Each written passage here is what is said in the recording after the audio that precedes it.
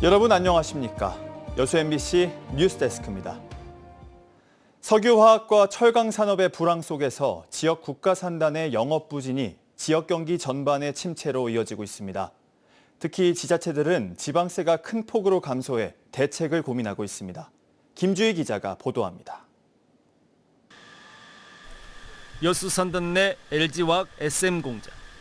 전반적인 석유화학 제품 수요 부진과 함께 중국 기업들의 공급량 증대에 따른 시황 부진으로 가동이 벌써 8개월여째 중단된 상태입니다.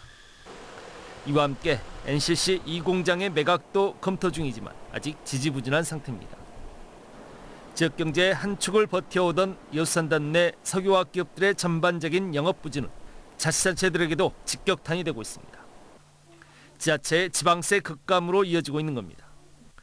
올해 들어 지난 10월 말까지 여수시의 여수산단 입주 기업들이 낸 지방세는 567억여 원으로 지난해와 지난 2022년에 비해 1,000억여 원 이상 큰 폭의 감소세를 보였습니다.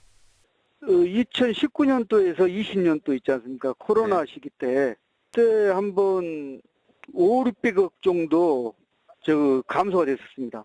한 600억 정도. 근데 이번에는 거의 그 수준에 오버되는 2배 정도의 이제 감소가 된 거죠.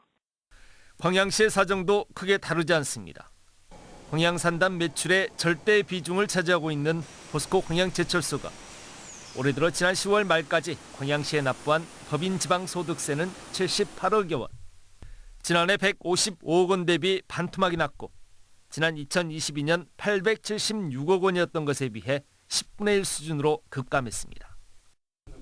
사정이 이렇다 보니 자치단체들도 대책 마련에 분주합니다. 전남도와 협업해 화학제철단지의 경쟁력 강화 방안 등을 모색하고 있습니다. 공모사업 등을 통한 국도비 증액 방안을 추진하고 신규 투자 사업 가용 범위를 최대한 축소하는가 하면 지방교부세 인상을 통한 재정 안정 방안들도 찾고 있지만 모두 근본적인 대안으로는 역부족입니다. 재정적인 문제가 하루아침에 어떻게 개선되는 것도 아니고 이게 우리 광양시만의 문제도 아니기 때문에 전체적인 좀 대안이, 국가적인 대안이 필요하다고 봅니다.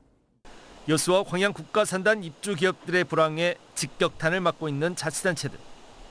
지역 경제의 한 축을 떠받들고 있던 석유 철강 기업들의 극심한 불황은 내년에도 지속될 것으로 예상되고 있습니다. 이와 함께 마땅한 돌파구를 찾지 못하고 있는 자치단체들의 고민도 깊어지고 있습니다. MBC 뉴스 김주희입니다.